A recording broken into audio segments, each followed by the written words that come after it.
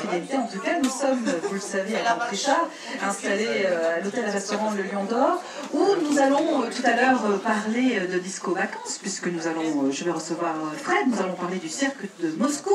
Alors, pourquoi on va parler maintenant du rêve de Noël? Parce que le rêve de Noël, donc, c'est un joli spectacle réalisé par des enfants, si j'ai bien lu et bien compris. Non, c'est pas ça, on me dit que non, mais on va en parler en détail avec Philippe et Monique. Bonjour. Bonjour. Alors, le rêve de Noël, c'est un conte. Ah oui, oui. C'est un conte. Un conte inventé par vous et écrit par Fred. Fred, d'accord. Il va nous en dire un petit mot tout à l'heure. Alors, vous connaissez depuis longtemps avec Fred? Je pense qu'il est pas que ça. C'est une belle équipe, donc vous avez donc ce spectacle est écrit, vous interprétez ce spectacle, puisque vous êtes conteur et imitateur, puisque vous faites plusieurs voix. Ouais. Alors des voix d'animaux, ce sont des marionnettes. Expliquez-nous un peu ce que vous représentez sur scène avant de recevoir ces personnages, parce qu'ils sont derrière vous, ils s'impatientent. En fait, c'est un conte où il y a deux enfants, et les deux enfants, eux, sont des personnages réels. Oui. Et autour, c'est tout du magique. D'accord. C'est des grosses peluches et la poubelle. Mais bien sûr, alors ces peluches, ça représente qui? C'est quoi ton personnage? Quoi? Je sais qu'il y a Piu-Piu le poussin. Donc, c'est le poussin. Il est... Voilà, c'est Piu-Piu. Il y a sa mère, la poule, très autoritaire. Bien sûr.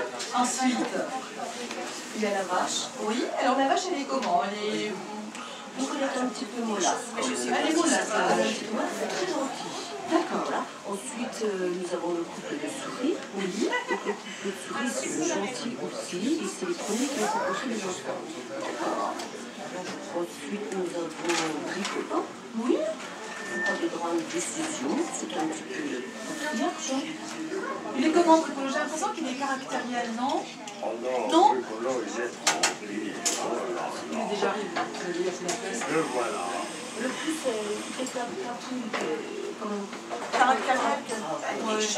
Celle qui mettait pas partout, on allait en tout le monde se coucher, tout le monde s'est levé, à cette heure-là, on mange, c'est comme ça, c'est tout, c'est comme ça.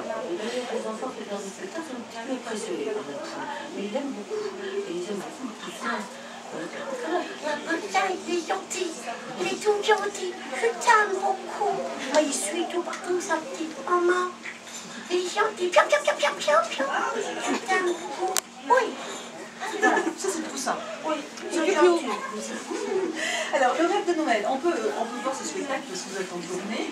C'est vrai que nous allons en parler tout à l'heure en détail à 11h05 avec Fred, mais on va donner des dates. Les représentations se déroulent quand? Alors là, il y a samedi 11 décembre à 17h30 à Port-sur-Souris et à Mèche dimanche 12 décembre à 17h30 aussi. Alors, il y a effectivement ce conte avec les enfants et puis ces grandes peluches vivantes, ces personnages qui vivent. Et puis, il y a également, parce que c'est tout un grand spectacle, il y a également Casimir, il y a également Nestor le pingouin, et il y a Rémi Brigard. Alors, peut-être que maintenant les enfants commencent à le connaître, mais pour nous, hein, ça nous rappelle de grands souvenirs, parce que nous sommes restés de grands enfants, surtout quand on voit Casimir qui sera là tout à l'heure, et également Nestor le pingouin. Et c'est vrai qu'on retombe dans notre enfance, on ne les a pas oubliés. Et comme je le disais, Casimir, c'est une popularité sur 3 générations. Voilà, mais on en reparlera tout à l'heure avec lui, il va en parler très bien. Alors, comment est venue cette passion de faire vivre des personnages? Philippe et Monique, là je m'adresse à Philippe et Monique. Dites-nous tout. Bah déjà, moi, bon, on va dire que j'ai 47 ans, mais dès que je mets un costume, j'ai 4 ans et demi. Je me mets les gamins et c'est là que ça part. Là, il y a une magie qui se fait.